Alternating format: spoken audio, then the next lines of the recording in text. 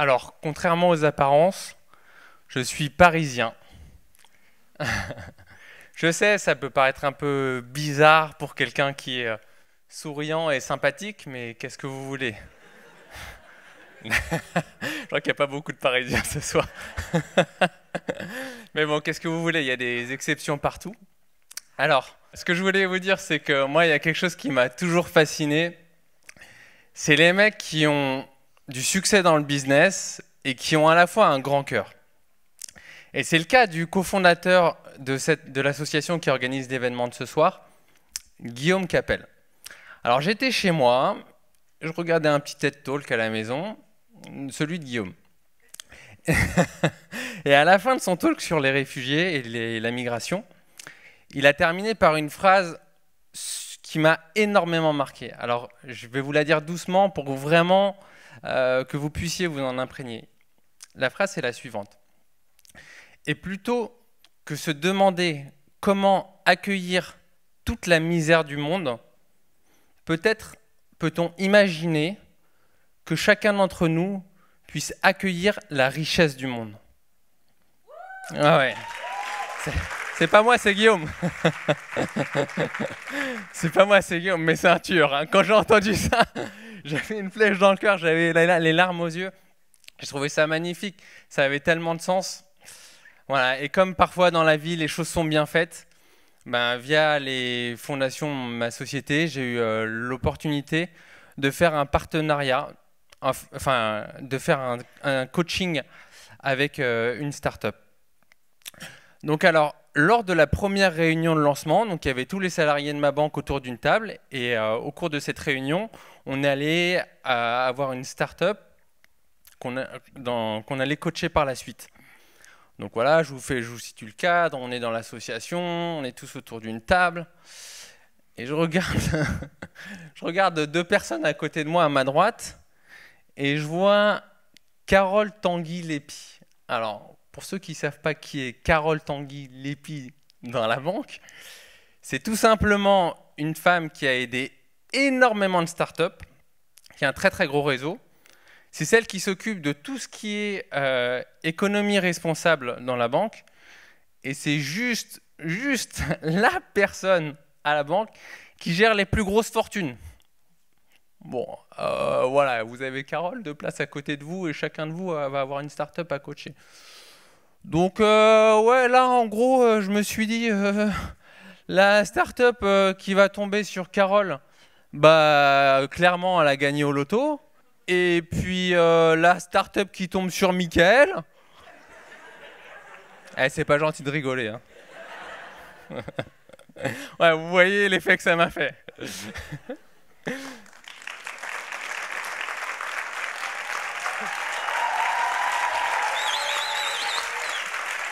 Bah, vous vous imaginez bien que invité comme ça, je les ai acceptées ces invitations. Hein. Celle à déjeuner, celle sur LinkedIn. Dès le premier jour, il a été débordant d'enthousiasme comme ça. Donc évidemment, ça a été assez facile. Après, c'est quand même un petit peu gênant d'être présenté comme ça. Exagère un petit peu. Mais finalement, je me dis que la prochaine prise de parole en public, je crois qu'il va venir me présenter, parce que c'est quand même assez sympa. Mais ça fait beaucoup d'expectatives après. Donc vous voyez, je suis Carole, vous l'avez compris.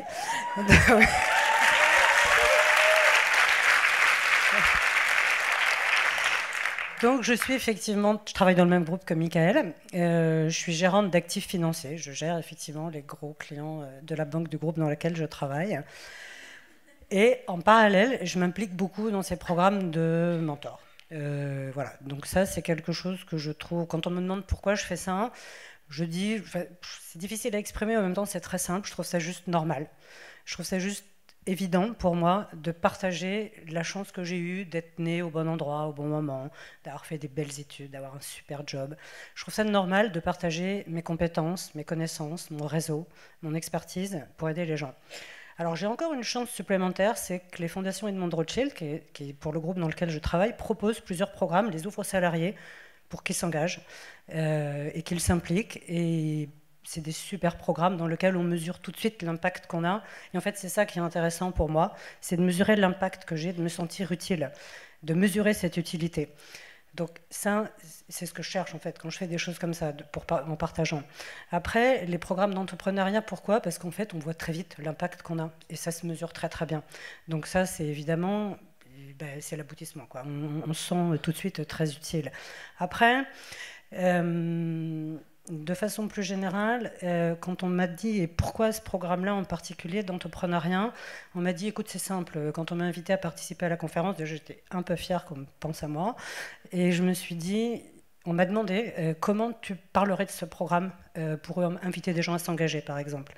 Et en fait, j'ai réalisé que quand je parlais de ce programme, je parlais surtout d'entrepreneuriat. Je parlais quasiment pas, mais voire jamais en fait, de la dimension réfugiée du programme.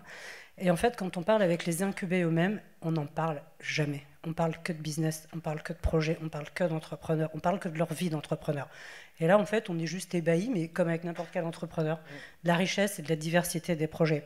Alors sur ce projet en particulier, moi j'ai donné un coup de pouce à Meet My Mama. En fait, je les ai aidés dans un projet de rédaction de pacte d'actionnaires.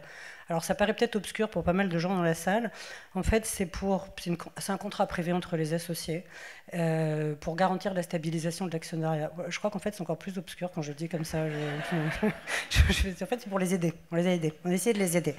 D'ailleurs, je remercie au passage, c'est pas mon domaine d'expertise, c'est à moi, donc du coup, je me suis fait accompagner d'une copine juriste, je crois dans la salle ce soir, donc je remercie Séverine, parce qu'on voit absolument rien de là où on est, donc je sais qu'elle est là normalement. Et en fait, moi, ce soir-là, en fait, j'ai appris aussi énormément de choses quand on a parlé de ce pacte d'actionnaires. Alors, pour ceux qui ne connaissent pas Meet My Mama, c'est juste un concept génial. C'est une boîte super. En fait, c'est pour mettre en valeur le talent culinaire des femmes du monde entier. Des réfugiés, évidemment, parfois aussi. Et en fait, l'idée, c'est de révolutionner un peu le monde du traiteur. Et c'est de créer un voyage culinaire, en fait, quand on travaille avec les mamas. Les mamas, c'est ces fameuses femmes, justement, dont on met en valeur leur talent culinaire pour qu'elles en vivent. Et en fait, quand on parle avec les fondateurs, c'est juste une boîte dingue, non? Ouais. Je n'étais pas sûr que ça marche. Ouais, c'est juste incroyable comme boîte. C'est une vraie pépite, Meet My Mama. Et j'étais particulièrement touché par cette expertise, enfin par cette boîte, puisqu'en fait, je suis fils d'une maman péruvienne qui a dédié toute sa vie à lutter pour le droit des femmes. Alors au Pérou, il y a beaucoup de travail, mais en France et partout, il y a beaucoup de travail aussi. Donc je suis très sensible à tout ce qui peut mettre en lumière, mettre en valeur la place des femmes dans la société. Et surtout, dans le monde des affaires. Donc ils cherchaient à mettre en place une plateforme pour faire matcher les gens qui cherchent à travailler dans la restauration avec des entreprises qui cherchent à embaucher des gens qui veulent travailler dans la restauration. Ce qui en plus m'a particulièrement séduit dans le projet, c'est la dimension que vient d'évoquer Michael, c'est toute la partie éducation. Alors moi, ça c'est quelque chose qui, en plus des programmes d'entrepreneuriat, là pour tout coup c'est très personnel, c'est quelque chose que j'apprécie particulièrement dans les mentorings, c'est toute la dimension éducation. Donc toute la partie formation, c'est Empower My Mama en fait, c'est ce dont parle Michael, c'est la Mama Academy, c'est Help My Mama, c'est Launch My Mama. Donc en fait c'est la formation, c'est l'accès à la connaissance, c'est le devenir sachant, c'est la transmission du savoir. Et en fait, moi personnellement c'est ce que je pense que l'éducation c'est la clé de beaucoup de problèmes. L'éducation c'est la formation, le savoir c'est pas que l'éducation scolaire, je pense peut-être c'est même la clé de tous les problèmes dans le fond. Et je trouve que quand... Je trouve que quand on arrive à allier ça avec, en fait, quand on parle avec Dounia, Loubna ou Youssef, ce qui est fou, c'est que c'est la mise en valeur des talents culinaires de toutes ces femmes du monde entier. On pourrait partir dans des trucs, et en fait, pas un seul instant, quand on parle avec eux, c'est antinomique avec l'intérêt économique et la création de valeur, la richesse de l'entreprise. Et moi, je trouve que quand on arrive à allier le Empower My Mama avec ça, alors c'est sûrement mon côté business qui parle, hein, mais je trouve que c'est l'aboutissement, mais ultime, quoi. Ouais. En fait, c'est pas qu'on y pense tout le temps, mais en fait, dès qu'on rencontre quelqu'un qui peut nous aider sur un truc, sur un des programmes auxquels on participe, en fait, moi, je match toujours tous les intérêts potentiels. Et en fait, ce qui est incroyable, c'est que quand on demande de l'aide pour ça, mais en fait, les gens nous aident toujours. Et en fait, quand on arrive à embarquer les gens dans des relations comme ça, en fait, ça les change énormément. En fait, c'est en bien, évidemment. Hein. Donc, ça m'a permis de rencontrer Michael. Je ne sais pas si c'est bien, ça. Mais... on va dire que oui. Ouais, exactement. Les rencontres, c'est toujours un peu magique.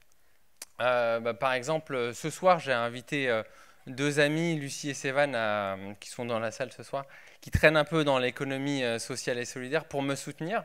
Et finalement, en regardant la qualité des intervenants ce soir, je me dis que c'est peut-être moi qui les soutiens en les invitant ici.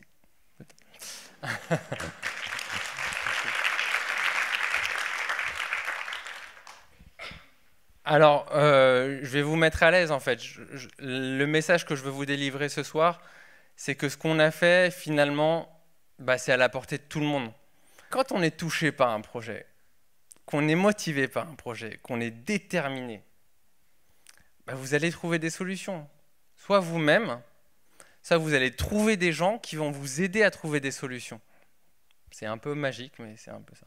Ce qu'on essaie de vous dire, c'est que si vous voulez, en fait, il suffit d'essayer. Et vous verrez, une fois que vous aurez commencé, déjà, vous ne pourrez plus vous arrêter et vous verrez, ça fait vraiment grandir.